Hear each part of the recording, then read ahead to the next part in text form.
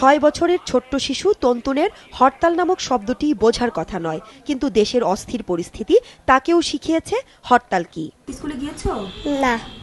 কেন? হরতালের জন্য স্কুল বন্ধ। কার্টুন দেখি, গেম খেলি। ও নিয়মিত স্কুলে যেত, নিয়মিত কিছু কাজ করতো, তো সেগুলো তো তার অভ্যাসটাই চেঞ্জ হয়ে যাচ্ছে।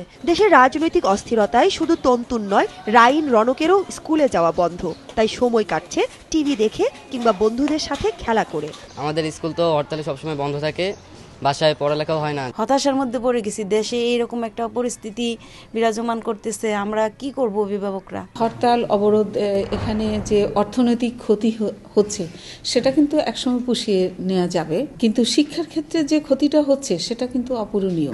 স্কুল পড়ুয়া এই শিক্ষার্থীদের মতো বিপর্যস্ত কলেজের শিক্ষার্থীরাও। হরতালের কারণে কলেজে আসতে পারতেছি না, পরীক্ষা হচ্ছে না টাইম মতো। একটা নির্দিষ্ট টাইম পরে ফার্স্ট ইয়ার ফাইনাল হবে, তো দেখা যায় যে আমাদের ক্লাস টাইমটাও কমে যায়, আমাদের দেখা যায় প্রেশার বেশি ফলানো হচ্ছে।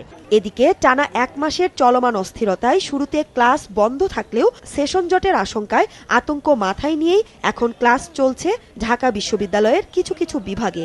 হরতাল অবরোধের কারণে আমাদের ক্লাসে আসতে হলেও ভয় আমাদের ফ্যামিলি মেম্বারসদের সবারই থাকে, কারণ ভার্সিটি এরিয়াটাও নিরাপদ না।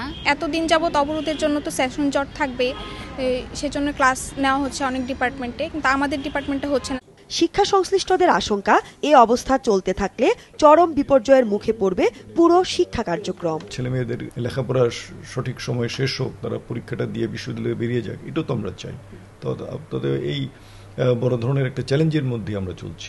নতুন বই পড়বে, উদ্দীপনার মধ্যে শিক্ষা অর্জন করবে, সেই উদ্দীপনা কিন্তু তাদের মধ্যে নেই। মানসিকভাবে তারা দারুণ ক্ষতিগ্রস্ত হচ্ছে। তাই দেশের শিক্ষা ব্যবস্থাকে ধ্বংসের হাত থেকে বাঁচাতে রাজনৈতিক দলগুলোকে উদার হবার আহ্বান শিক্ষা সংশ্লিষ্টদের।